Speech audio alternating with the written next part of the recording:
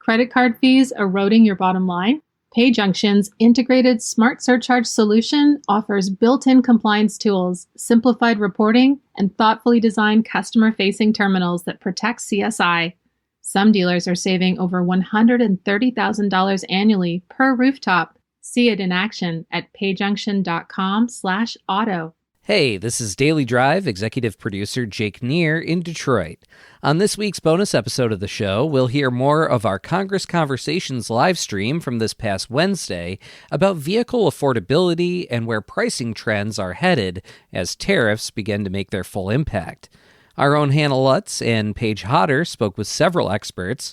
Laura Parada is president of the New Jersey Coalition of Automotive Retailers. Jennifer Newman is editor-in-chief at Cars Commerce. Shirley Jones is CFO at Car Pros Automotive Group. And Melinda Zabritsky is experience head of Automotive Financial Insights. We have a few more audience questions, actually, so thanks for sending those in.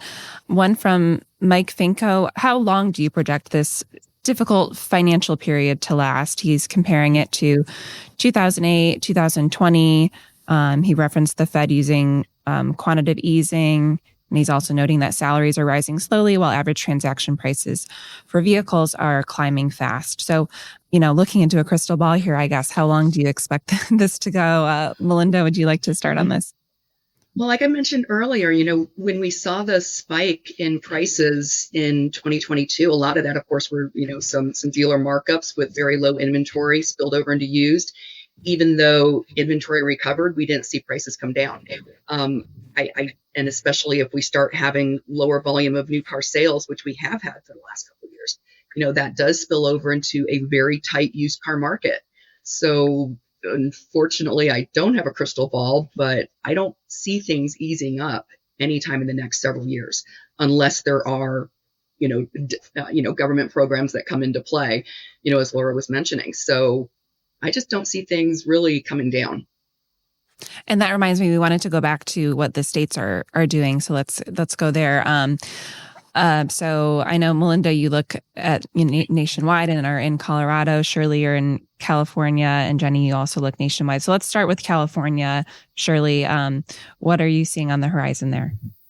I'm interested as well as you are, Hannah, to see what's going to come with the state incentives, whether it's EV or for some type of based upon income level to get new consumers back into the marketplace. So I don't have necessarily any particular insight, but the one thing I do really know is that rebates have been a pivotal contributor to selling of new vehicles. So I'm really excited to see if the state comes back with some of those mandates to provide for the consumer. Jenny, do any states stick out to you as having strong affordability programs? We actually have representation here today because we've got Laura in New Jersey, we've got Melinda in Colorado, I'm in Illinois. Those three states, they do have incentives around EVs. And so I think there's a lot of talk, of course, about the federal EV tax credit going away. And I think consumers need to know that there are still credits available through some states. So it's definitely worth digging into that. And the other side of it too, right, is automakers. Automakers on the EV front, at least, are, helping to try to boost EV sales in this changing environment by offering essentially their own version of the tax credit to the price of the vehicle. So that's, there are a bunch of ways I think that shoppers can sort of dig in to see how they can help lower the cost of the car they're considering. Yeah, New Jersey, I'll just add that, the EV incentives are helpful. They do help get customers into the vehicle. Unfortunately, our state has kind of lowered those incentives over time, which is something we have pushed back on and said, we really need to increase the incentive, not lower the incentive as these vehicles become more expensive across the board.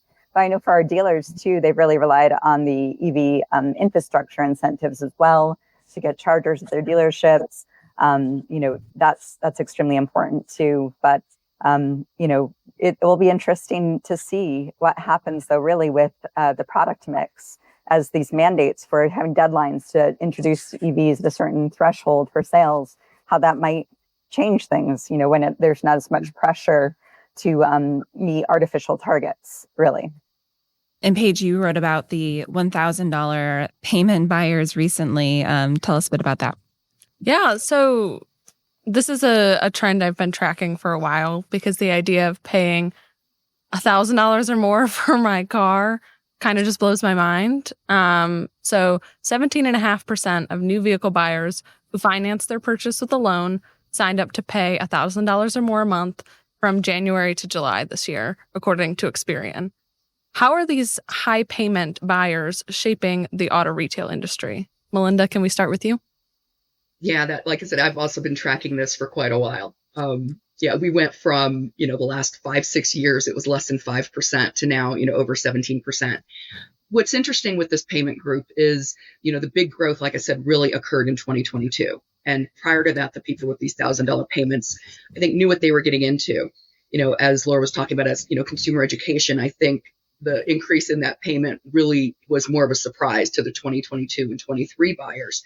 More recent ones, I think, are expecting it. Like I said, more educated now. They know what's out there.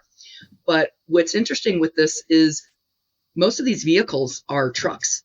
It's F-150s. It's the big trucks. Those buyers aren't going away. A lot of these are used as, personal work trucks. So it does, I think, shift the market a little bit because of, again, it could potentially, some of these buyers who maybe need a big truck might not be able to afford one. But that's what that market is it's truck buyers. Are you seeing that on the ground, Shirley and Laura? Those very high payment buyers? Yes. And also think too with electric vehicles are more expensive. There was a lot of pressure to push those out the door too. But also everyone still wants the trucks and the large SUVs, just like Melinda was saying. That is the hot space that everyone wants to be in. And it drives the higher payments, and we're not seeing an end. It was good for some of the EV leasing was so positive because of the incentives from the manufacturers that you could get a really affordable payment on some of those EVs. It's just a very dynamic situation overall, but we are definitely just continuing to see higher lease payments as we've seen in the data. Yeah, to give some insight from the dealership's perspective, some of those payments is coming from our luxury store of those higher prices. But as stated before, with the support of the mandates of the EV credits, we've been able to help mitigate some of those prices where those monthly payments are not above the $1,000. So the credits have definitely been able to reduce those monthly payments. And we're seeing it primarily in our lease models, but not so much our non-lease models our luxury models. Our luxury models is where we're really seeing those prices above $1,000. But for our leases, we're not seeing that impact. For our non-luxury models, we're not seeing that as much over $1,000. When we come back, we'll hear more of this conversation with experts about the vehicle affordability crisis. That's next on this bonus episode of Daily Drive. What if your dealership could save $130,000 per rooftop with one simple switch? Automotive leaders are under constant pressure as labor, parts, and processing costs climb. That's why dealers are turning to PayJunction's Smart Surcharge, a cost-cutting tool built for auto with DMS integration and CSI protection in mind. Smart Surcharge automates many compliance requirements with terminals that display disclosures, automatically exclude debit cards, and integrate with text-to-pay. These features protect CSI by giving customers a clear choice, the convenience of credit or the savings of debit. The impact? One dealership using PayJunction cut its effective card and debit rate by 58%, saving over $130,000 a year per rooftop. And now dealers making the switch to Smart Surcharge can get even more since PayJunction is offering a free month of processing to dealers and shop owners, reimbursing up to $10,000 in processing fees when a qualified auto industry merchant activates Smart Surcharge by visiting payjunction.com/drive-savings. For 25 years, PayJunction has built its own payment technology, specifically engineering tools that integrate payments with auto industry management software while providing access to tools designed to enhance the customer experience. Take control of costs, streamline payments, and reinvest your savings with PayJunction to gain a competitive edge for your business. Get your free month at payjunction.com/drive-savings today. Looking ahead, we're starting to wind down the year. Obviously, as we've established, the affordability situation is not going anywhere anytime soon. So what should dealers be preparing for in the first quarter of 2026 based on current trends? Jenny, do you want to start? You give me the hard one. I think we're starting to see the impact of tariffs, and so we're seeing some automakers be relatively upfront about those increases, but prices are going to increase, and so the difficulties around affordability are going to increase unless we see some major move by the federal government. As we were talking about all of this, I was thinking about cash for clunkers. Back in, was it '08? I know, sorry, Melinda, but back in '08. Right. And just thinking through, is that a way to sort of, give a boost to affordability and what is going on right now and bring more cars into the used side of things? No idea. Okay. I'm not a politician, thankfully. So we'll stay out of that. But the last thing we want is a tight used vehicle, VIO, or vehicles on the road of, late model car park. The last thing we want to do is pull some of those out. We need to keep the used car market. We need to keep that volume. I would comment from what I see in the data, I think the areas for the dealers, first of all, get ready for used EVs coming back. What are you going to do with those if the consumer's wanting to trade that in? But I think also to the point of the tariffs, I think there will be the need for the dealer to be able to educate the consumer, because you might walk into, I'll just use Ford as an example. You might walk into a Ford store. Some of the models are impacted by tariffs, some of them aren't.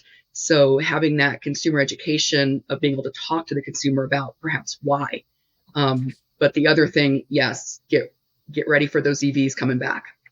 Yeah, every brand is going to be hit differently by the tariffs, as we all know. It's like a scale. And we are seeing, though, announcements where maybe Trump's plan is working, where there's more investment in the United States and, changing factory focus. And so I'm always optimistic, as the dealers are always optimistic, that we will mitigate any storm and that we're going to survive this like we survived every other crisis that has occurred, like COVID.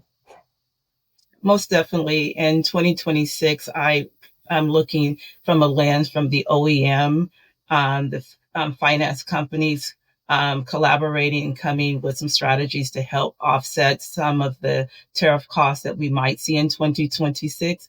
To Jenny's point, she spoke briefly about cars for clunkers, and it just reminded me of maybe there's a segue that we can do some deferred first payments or 90 days of deferred payments. So those are some strategies that I can see that potentially in 2026 that can help drive consumers back into the dealerships and to help mitigate some of the tariff costs that we might be seeing coming ahead of us.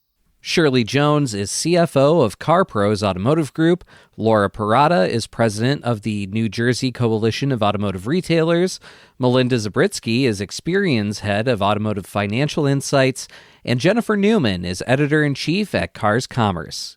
You can find their full conversation with our own Hannah Lutz and Paige Hodder on the Automotive News LinkedIn, Facebook, or YouTube pages. Thanks for listening to this bonus episode of Daily Drive. We'll be back on Monday with a brand new full episode of the show.